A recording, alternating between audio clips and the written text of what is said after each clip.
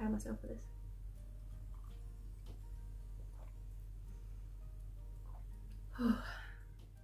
So today's video is going to be my mental health story and my journey from as far back as I can remember up until now. So it's going to be a bit of a long one, so if you want to grab a cup of tea then feel free, pause the video, go get a cup of tea, just so that maybe you guys can get an understanding of where I'm at, what I've been through, that type of stuff. Maybe you'll be able to relate to some of it, I don't know, maybe it's just me, not sure, but we're going to start from the beginning. So, as I've mentioned in my BPD, what is it, that type of thing, I briefly mentioned that I was taken out of school. I was taken out of school really early. I didn't actually go to school at all, really. I went for 6 weeks in year R. The dog's just dropped its ball down the stairs. So the reason that I was taken out of school was because I couldn't deal with it. I was 4 and I couldn't deal with it. And I know that no child that age really likes leaving their parents, with might be some, but they don't like being away from their parents, and they probably cry when they get to school and the parents have to soothe them and say, oh, it's going to be alright, I'll be back later, and da-da-da-da. Well, mine was like that, but like extreme. Like when it was time for me to start school, we went and Mum showed me around and everything, and then when she left I threw the biggest fit. I cried and cried and cried, and it took like all the teachers to get me off Mum so that she could actually leave. I then didn't, like most children, just kind of go, oh okay, well Mum's gone but there's things here I really enjoy playing with, and there's this and this and this. I cried and cried and cried and cried and cried all day, every day, for 6 weeks. My mum also got a job at the co-op, so that meant that her best friend had to take me to school. So we'd go past there every day on the way to school and say goodbye to Mum. There's this time that I just hung on to a lamppost. I would not let it go, and I threw the biggest paddy. I sat on the curb. I wouldn't let them take me to school, and in the end Mum had to quit her job so that she could take me to school because I couldn't deal with it. But then obviously still, when she took me to school, I couldn't deal with that either. You know them little books that children come home with as well, that kind of keep you, like the teachers write in it to keep you up to date with how your child's been doing that day, and oh, Molly did really well with her spellings, or that type of stuff. Well, I've got my book and it's upstairs, I should have put it down, but it is literally just, Molly was sad today, Molly cried today, Molly was a little bit better today but then she cried, Molly spent a lot of time on her own, literally every single day. It wasn't just normal childhood tantrums, do you know what I mean? There was clearly something. I felt dread. At the age of 4 I felt dread of going to school. I couldn't deal with it. Mum tried to be persistent with it. She obviously waited 6 weeks every day of me being horrible. But what kind of added to it as well was that me and my sister went to the same school. So she was 4 years, she's 4 years older than me. So she was in the bigger-ish school and I was in the infant school. And the playgrounds had a fence between them, but you could see each other. And every playtime that we'd go outside, instead of me playing with all the toys and the bikes and the scooters and everything like every other kid, I would stand against the wall and cry. And my sister could see that, so she'd cry. And to add into the mix, our school was literally opposite our house, so Mum could see us in the playground crying. So then she'd get upset, and then when she'd phone Dad and be like, oh, the girls are crying at school, he'd get upset. So it was a big like, a lot to deal with. So after 6 weeks, Mum decided that it was probably best to take me out of school and try and teach me at home. She also gave my sister the option of if she wanted to stay at school or if she wanted to be taught at home with me. She liked the thought of being at home with us, so she came out of school as well. So I was 4, she was 8, and we got taken out of school. So that was kind of, to me, or looking back on it now, is a warning sign to me to be like, why couldn't you deal with life at 4? You know what I mean? Like, you shouldn't have the worries that I had at 4. You know what I mean? Anyway, that to me is the start of my journey, hence why I've just told you about it. That from a really young age, I was incapable of either managing my emotions or being alone or dealing with pressure or anything. I couldn't do it. and that is definitely the start of my mental health story. So moving on from that, I don't really remember a lot of like mental health struggles. I mean, at the time I wouldn't have realised it anyway because I was so young, but looking back on it now, I still can't remember or notice any really drastic mental health problems. Between 4 and 11, I can't really remember a lot of anything, really.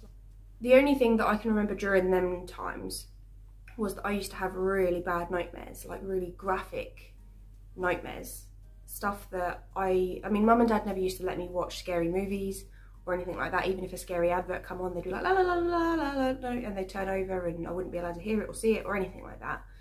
So it wasn't like I was exposed to a lot of scary things when I was younger, and that's what caused me to have these nightmares. I think mum put it down to the fact that I had an overactive imagination. I'd experience one thing during the day and then my mind would completely fabricate a story that was so gross you can't even believe it. But I had dreams like we'd all be standing around watching firework display and we'd be so excited, and then as they'd explode things would fall down onto your face, and then people were like wiping their face, and then they'd realise that it was bodies, like bits of human remains. So the rockets that were going up were exploding people, and that was landing on your face. And I mean, that's pretty graphic to be having them dreams when you're that young.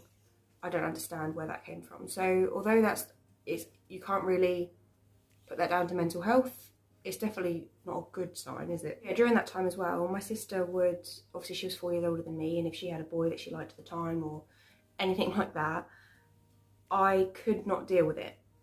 I felt like they were taking my sister away from me. So all the little crushes and whatever that she had growing up, any time that they'd spend together, I'd make sure that the boy experienced living hell while they were with her and me, that type of thing. And I'd like hit them with like my dressing gown rope and try and whip them, and I'd kick them in places that weren't very nice and like say horrible things to them. But I remember being so horrible to every single boy that she liked and spent time with, and that took time away from me. I hated it, and I was really, really mean to them. I mean, I remember a time when I was like 8 or something, and she talking to this boy, and they were around, they were having dinner and da da da. And I was like, if you don't leave now, I'm gonna jump out this window. And I started like climbing up the window. I mean, it was a really tiny window. I don't even think I would fit out of it. But yeah, and that's drastic. Like, I knew that's how I felt, but at the time I did not know it was anything to do with mental health. I didn't even know what that was. One of the things that I'll throw in there as well about my childhood is that we moved a lot. I think the longest period of time that we stayed in a house was 4 years, and that was the first house that I remember when I went to school. We stayed in that for 4 years, and then from then on it was about 10 years that we actually stayed in a house for 4 years again. So between then it was every year, every other year we'd move, sometimes a couple of times a year, and that was obviously that kind of like, I hated moving. I liked the moving day of, oh, the new house, da da da, but the actual leaving familiar surroundings stressed me out a bit. The next and probably the first really big sign of me having mental health was when I was 11. We had a lot of things going on in our family at that time, different troubles and whatever, nothing drastic, nothing really bad. And we've always been a really, really close family, but we had a few things going on at the time. I'm not going to go into it. And I just remember everyone being really sad and really angry and just frustrated.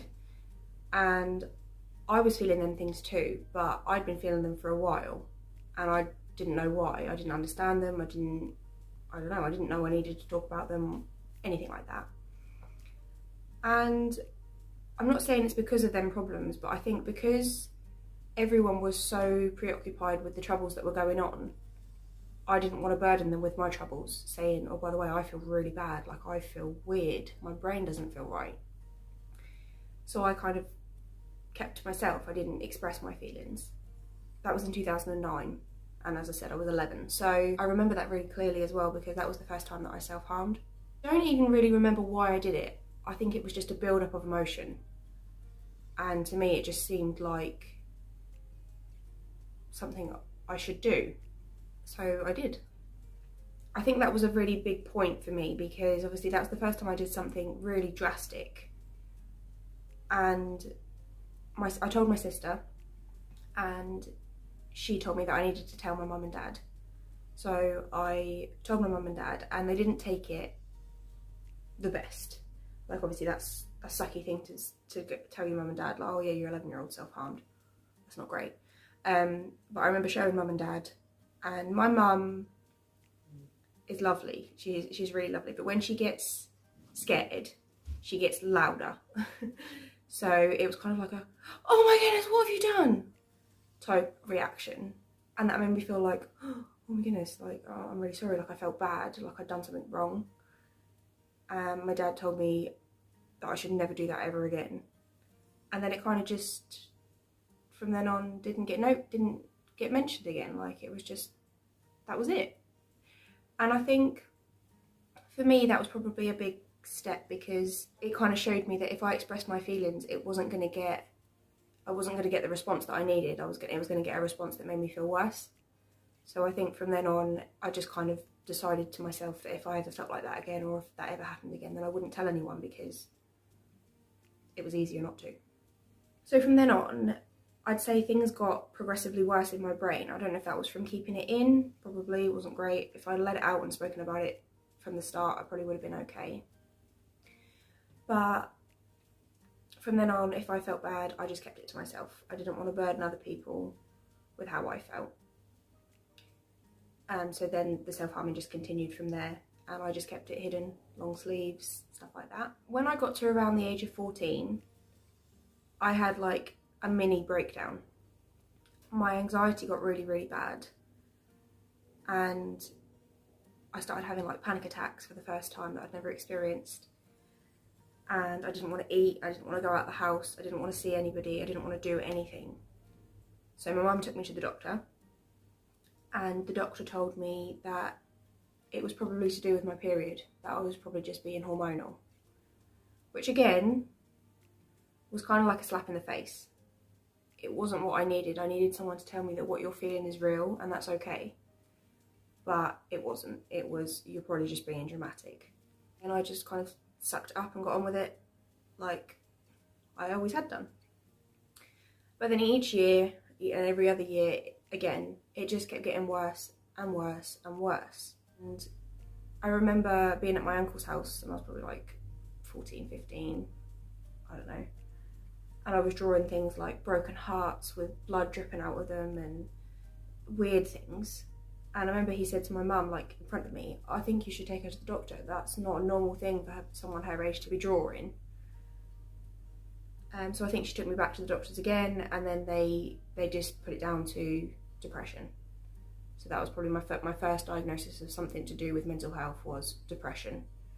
But again, they weren't sure if it was to do with hormones, because I was around the age of being hormonal. I think what they decided, I can't remember if it was that time or if it was the time that I went back and said, look, I'm getting worse again. They said, okay, well, let's start you on some therapy, because you've never had antidepressants, and before we put people on antidepressants, we like to try talking therapy first to see how that goes. So they started me on 6 weeks worth of CBT, which is cognitive behavioural therapy. So I'd have to go to the doctor's office once a week and talk to a therapist about my problems and da-da-da-da. But I was so petrified that if I told them how I feel, that I'd get in trouble, or that they'd send me to a mental hospital or anything like that. I wasn't really honest with her. I kind of just like, oh yeah, that's really helpful, da, da, da, da, and I got on with my day. So I finished my 6 weeks worth of therapy without really achieving anything. I just did it because that's what they asked me to do. No benefit to me really, and it kind of made me feel worse, because I'd have to go and talk about my feelings, and it'd kind of like bring them all up in my mind, and then I'd feel worse, and then it'd probably end up in me self-harming again, because it was just all at the forefront of my mind, and I couldn't deal with all of that again. I just couldn't do it. I suppose from then on, the next like biggest thing in my mental health journey was, I started dating, which is my husband back then. I started dating him when I was 15, and when I was 17, he proposed, and we got married 6 months later. So it was quite quick, quite young to get married. That's a really big choice to make. But I knew I loved him, I knew I wanted to marry him, so why wait, really? That was our thinking. So the day after my 17th birthday, we got engaged and then started planning a wedding. And I know that weddings are stressful times for anybody. Like literally anybody can find wedding planning really, really stressful. I didn't find it stressful in the sense of having to pick things and organising things, because my mum was really helpful and she helped me plan, and my sister and everything like that. So the organisational side of it was kind of down to them. I just kind of picked what I wanted and then they sorted it out. But I started just kind of going on a downward spiral pretty much as soon as we got engaged. I just started feeling numb. I just started feeling nothing. I didn't want to do anything. I didn't want to be a burden to people, anything like that. And I remember I was also obviously just turned 17, so I was also starting to learn how to drive. About an hour before my first driving lesson, me and Mum were sitting there like putting bouquets of flowers and stuff together. And I don't even know what happened. I think it was just a mixture of things. But I just started not being able to breathe. I started hyperventilating. My lips started going numb. I felt dizzy. I felt like I couldn't feel my hands. Everything had pins and needles in it. And I could not breathe. So Mum had to calm me down. And my mum, she suffered with anxiety her whole life, and she knew what was happening, so she kind of helped me calm down. But I was a mess. I felt like I was going to die. It was horrible. But yeah, kind of pulled myself together. I should also throw in there that at this time I was working. I worked in a pharmacy, and I worked like 4 days a week. And I had to give that up because every time I got to work I'd cry. I'd have a panic attack. As soon as a customer was somewhat mean to me, I would just break down. And I'd just be having like panic attacks and meltdowns in the back of the shop, and it was horrible. And that was while we were planning the wedding. And it was just all too much, so I ended up quitting that job because it was just too much for me. And that was the last time that I had a proper job. We've been married 7 years this year, so. And then we got married. I hate being the centre of attention. Like literally, please just put me in a corner. I hate being the centre of attention. And on our wedding day, obviously, I was the centre of attention and I didn't like it. The whole day I felt awkward. I didn't enjoy the day. Especially our first dance. Like, I love my husband and I love the fact that he danced, because he doesn't dance. And I loved our wedding song and everything. But the fact that everyone was looking at us, our entire wedding dance was us having the conversation of, I need to get out of here. Please let me get out of here. And he's like, no, just stay here. We're just going to finish this dance. It's only a couple of minutes. I was like, no, you don't understand. I don't like people looking at me. If you were there, like, I'm glad the music was so loud, because otherwise everyone would have been able to hear that conversation of me trying to leg it. I also did a dance with my dad, which I managed to get through. And I did have a planned song to dance with my mum as well, because she's really important. But I just couldn't do it because I could not stand being the centre of attention anymore. I just needed to get out. So I didn't really enjoy my wedding day. And that sucks because obviously it's a really special day. So from then on, from the wedding day on, and it sucks because it sounds like it's my husband's fault. Like, I didn't want to marry him and I wasn't happy, because that's not true. Me and my husband are best friends and we always have been. And he's so supportive and amazing and everything. But I think it was obviously a big thing getting married, and especially so young. It was the first time I'd ever been away from my parents, really. I mean, I've been on holiday once or twice with Harry beforehand, but not away for a long time. Like, now I'd moved out, we had our own flat, I had my own responsibilities. And I just broke down. Like, it just felt like I was a child, which I was, trying to live an adult's life, and I just felt too overwhelmed. And from there, it just got worse and worse and worse and worse. And so I went back to the doctor. Like, I remember my husband was at a meeting just down the road, and he had to go because he had important things to do. And I was having a bad day, and I kind of was just sitting rocking on the floor. And I got gradually worse as he wasn't there. So I self-harmed while he was out, and then felt like I just needed to see him. So I ran to where he was in my slippers and my dressing gown, and just stood outside the building that he was in. And then someone looked at me and went, oh, you're not having a good day, are you? Do you need Harry? And I was like, yeah. And they went, oh, he's on the platform, do you need him right now? And I was like, oh, no, it's fine, don't worry. So I went home. But it was a bad, like, felt like I was going insane. I just needed to get out of the house. I just ran. That was weird. It's hard to talk about. I think I just feel really bad as well because I've put him through so much. I mean, he'd never experienced any mental health himself. He'd never really known anyone that had. So getting married to me was kind of like a big shock, which he says he doesn't mind. But for me, I just felt like I completely catfished him into getting married, because when I was with him, obviously when we were dating, it's a completely wrong thing to do. But when we were dating, if I was having a bad day, when I was with him, I was fine. And as soon as he'd leave, I'd be like a mess. So he didn't see that because he wasn't there. But obviously, marrying me, he had to deal with it. So that was hard. We went to the doctor and asked for more help. And they put me on another round of CBT, another round of therapy. And they also put me on antidepressants for the first time, which was really weird. I mean, I'll do an antidepressant video of the amount of different ones I tried. I must have tried about 10 different antidepressants before I found one that was somewhat okay. Yeah. Antidepressants, obviously it took a while to find one that somewhat worked for me, and then I stayed on that for a couple of years. I then stupidly thought, oh, I've been fine for a long time, I'll come off my antidepressants. And then came the drop. And I got really, really bad. I was screaming, I was everything. And I said to my husband, I was literally on the verge of a breakdown, and I said to him, you need to take me to St James's. St James's is the closest mental health, like psychiatric ward near us. And I packed a bag, I packed pictures of my family and everything, and I said to him, you need to take me there because something's really wrong. I'm gonna hurt myself, it's not gonna be good. I'd also self-harmed really bad that day, and we got down to the mental health hospital and they said, oh sorry, we don't take walk-ins, but you need to have a referral from your doctor. And again, just kind of felt like my feelings weren't validated. I was trying to tell them, look, I'm in serious danger here, I need your help, I can't do this anymore. And I was turned away, and we kind of had to deal with it. They said that if you need medical attention, then go down to the drop-in centre.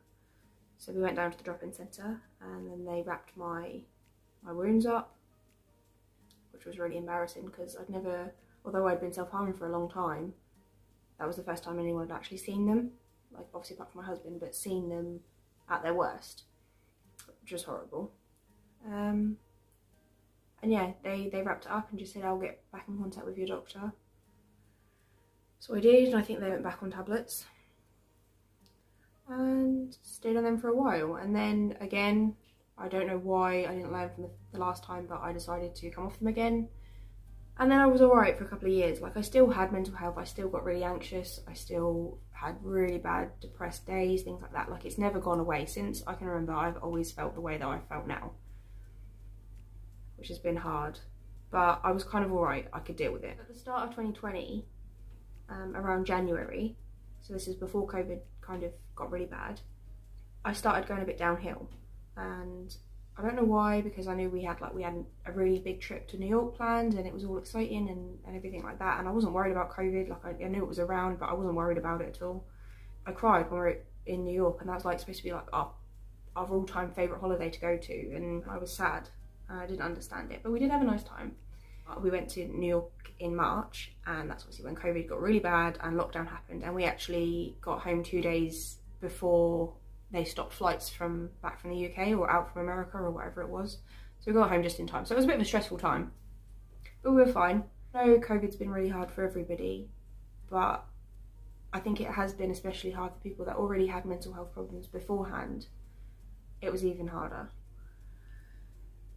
And yeah, so from March, I kind of just slowly went downhill, and it got to June, I think, and I couldn't do it anymore. I was so bad. I wasn't eating, I wasn't getting out of bed, I wasn't leaving the house. Obviously I wasn't seeing anyone because of COVID. Yeah, it was just, I'd never been that far. I'd never been in that much of a dark place. And I was extremely suicidal. And I had a meltdown in the hallway one day. I just melted on the floor, and said to my husband, I need help, I need someone to help me, I can't do this. So we got back in contact with the doctor. That was a difficult phone call because it was, obviously I could not stop crying. I just said I need some help, and I begged the people on the phone, and I said, you don't understand. Like, they said, oh, you need to make an appointment, and I was like, you don't understand, I need help right now. I said, I'm not safe. And yeah, they obviously put me back on tablets then, so I hadn't been on tablets for a few years. They put me back on new tablets, which were good because they helped me sleep because I wasn't sleeping, and they helped me eat, which was good because I wasn't eating, but they didn't do anything for my mood. So they put me on another one as well as that one, and it just wasn't changing anything, which just wasn't good. And my sister was pregnant that year, and she wanted me to be her birth partner, and that was all I was waiting for. I knew that she needed me to be there for her, so I made a pact with myself that I would wait until she'd had the baby before I decided to end my life, because she needed me, and that was more important than my needs. She needed me to be there. And the day that the baby was born, actually, and I hadn't slept in like ages because she had him through the night, and I walked home from the hospital, which is quite far, because I had a conversation with my mum. She phoned me, and I can't remember what happened, but we ended up arguing because of how I'd been. I wasn't being a very nice person. I was being really mean to everybody, and Mum told me that I was being really horrible, and obviously that kind of just tipped me over the edge. And yeah, I walked home and self-harmed really badly, and just sat on the kitchen floor waiting for my husband to come home, because I wanted to die, but I just couldn't even get up. And then when he got home, I phoned the Samaritans because I needed help. I mean, I'd never phoned any of the mental health hotlines like that, and I didn't know what I was expecting. Like, I was expecting someone to send me help instantly, but the guy just kind of told me to get a cup of tea and chatted to me about EastEnders, which I think he was just trying to make conversation, but it's really not what I needed at the time. I spoke to the doctor again, and they put me in touch with the mental health hospital, and they started phoning me every day, kind of like a suicide watch type phone call, just to see how I was and if I felt suicidal that day or if I'd done anything to hurt myself, and they kind of just checked in on me. I don't know how I got through that period without trying to end my life. I don't know, because that was the worst I'd ever been. And from then on, it's been like that since 2020, and it's now 2022. And it goes so up and down now. Like, I was that bad. I was in that dark place for months and months and months. And yeah, it slowly got better. But now it goes the darkest place, the highest place, and then it kind of just changes over nothing. And that's when I went back to the doctor and said, look, I think I've got bipolar, because I'm so up and down. I go from being suicidal to having the most hyper week you've ever known, and getting 40 hours worth of work done in one day, and ridiculously hyper, and my brain just felt so on the go. I said to my husband, I felt so sad, but I felt like I just needed to run. So I legged it out of our house, and I ran and ran and ran as fast as I could. My husband couldn't keep up with me, and when I was so out of breath that I couldn't run, I felt like I just needed to stand there and shake my head from side to side and scream, which I did in public, which wasn't great. And then it resulted in me collapsing on the pavement and just sitting on the floor crying my eyes out. Yeah, it was bad. So that's when the mental health people, I got like properly in touch with the mental health hospital, and then they started my assessment for bipolar disorder.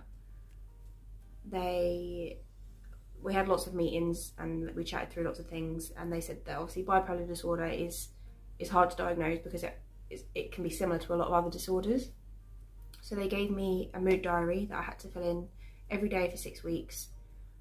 I'll put a picture of one here if I can find what it looks like. And you had to mark out of 0 being the worst, 10 being the best of your mood, and you had to write if you'd taken your tablets, what you'd done that day, how many hours of sleep you got. And I did that for 6 weeks. And it was during that time, like I didn't understand. I thought they'd be able to look at me and go, yeah, you've got bipolar. I didn't know that you had to go through all of that. I thought I was going to get an answer like within a few weeks, or within a week or so, of if I had it or if I didn't. And I was so dependent on it at that time because I felt like I needed a diagnosis like that to be able to explain and justify the way I was feeling. I needed a diagnosis that told me that I wasn't normal because I knew I didn't feel normal. And he said to me on the phone one day that obviously it's going to take a long time, it's going to take at least 6 weeks, da, da, da. And that's when I decided to chop all my hair off because I was so angry that I wasn't going to get the answer that I needed instantly. So I chopped all my hair off. That was a pretty traumatic day. Sorry, I was editing this video and then I realised that I forgot a really crucial part of the story, which is like the biggest thing that happened, and I didn't even mention it. So just pop back in here quickly to go through it. That's why the light's different. So during my assessment for bipolar disorder, during that 6 week period that I did the mood diary, I think I was about 3 weeks in, so about halfway, and I got really, really suicidal, like never before.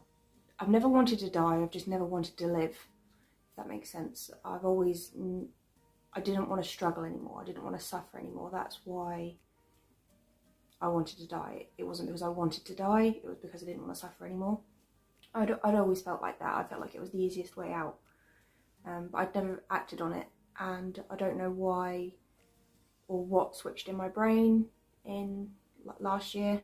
Decided to attempt suicide, and I ended up in the hospital for nearly a week. So that obviously was a big deal, and I can't believe I forgot to mention it because obviously that's pretty huge. And then I had to still continue with my mood diary, so then we can go back to what I was saying earlier. So then the 6 weeks passed. I had more appointments with the psychology team, I had more appointments with my psychiatrist, and that's when they came to the diagnosis of borderline personality disorder. I got that diagnosis in October of 2021, so only a couple of months ago. And then I've been trying to obviously deal with that and try and understand what that is, and yeah, it's been a bit of a journey. And now it kind of brings us to here. I'm still in touch with the mental health hospital. I now have a care coordinator, and she kind of obviously coordinates my care between the doctors and the psychology team. She's going to set me up with DBT, which is dialectical behavioural therapy. She kind of monitors my medication, which she's currently going to talk to the doctors about upping because I'm still not good. I'm sure there's bits that I've missed out, but that's the majority of my mental health story. That's kind of up to date. Obviously, there's still a long way to go. I'm nowhere near cured, I'm nowhere near anything. I'm not even dealing very well with it. But that is my story. And although it takes time, which is something that I hate, I'm so impatient. I wish it could just be instant, but it's not. And I know that a lot of the work needs to come from me, which I found really hard. I think that was what I found the hardest about it, because if it was bipolar, it's a chemical imbalance and you can't help it, and here's a tablet to fix it. But with BPD, it isn't that, it's your thinking. You've basically messed your brain up. That's how I view it anyway. And then it takes you to unmess it up, which I find really hard because there's days when I can't even think straight. How am I supposed to unthink what I've always thought? I always say to people that to me it's like trying to learn how to unride a bike. How do you unlearn something that has been your instinct for years and years and years? It's so hard. Yep, that's my mental health story. And I'm sorry that I haven't looked at the camera this whole time, but I find it really hard to keep eye contact with people. And I know this is ridiculous because it's a camera, it's not eye contact. but to me it is. So if I've looked down this entire video, I'm really sorry. But yeah, I hope that you found this either educational, or I hope this helped you understand me a bit better and understand where my struggles come from. So yeah, that's all I have to say on the matter, and I'll see you in another video.